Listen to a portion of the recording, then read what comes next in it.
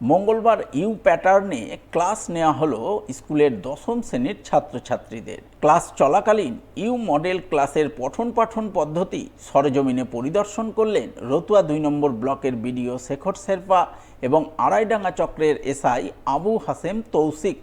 এছাড়া উপস্থিত ছিলেন পুখুরিয়া হাই স্কুলের সহকারী প্রধান শিক্ষিকা পিয়ালি কুমার সহ অন্যান্যরা। তাদের উপস্থিতিতে এদিন স্কুলের শিক্ষক শিক্ষিকারা দশম শ্রেণীর ক্লাসে ব্যাক বেঞ্চার সরিয়ে সমস্ত ছাত্রছাত্রীদের ইউ প্যাটার্নে বসিয়ে ক্লাস নেন।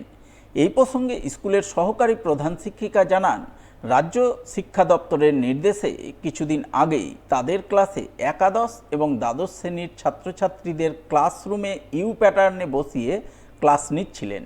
আজ সেই একই পদ্ধতিতে দশম শ্রেণীর ছাত্রছাত্রীদের ক্লাস নিচ্ছেন। এতে ক্লাসে উপস্থিত শিক্ষক শিক্ষিকারা সমস্ত ছাত্রছাত্রীদের প্রতি সমানভাবে দৃষ্টি রাখতে পারছেন।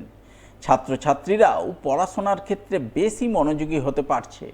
কারো মনে ব্যাক বেঞ্চারের হীনমন্যতা কাজ করছে না।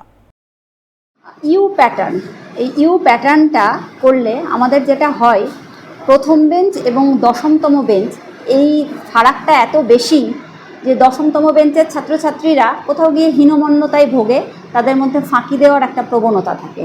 সেই প্রবণতাটাকে কোথাও কাটিয়ে দেওয়া, এবং সেই জন্যই ইউ প্যাটার্ন যদি থাকে তাহলে মোটামুটি টিচাররাও সমস্ত স্টুডেন্টকে অ্যাক্সেস করতে পারবেন, আর স্টুডেন্টরাও কোথাও তাদের ফাঁকি দেওয়ার প্রবণতাটা কেটে যাবে এবং তারাও কোথাও হাইলাইটেড হবে। তাদেরও মনে হবে যে আমরাও একই রকমভাবে মনোযোগ পাচ্ছি শিক্ষক শিক্ষিকাদের কাছ থেকে।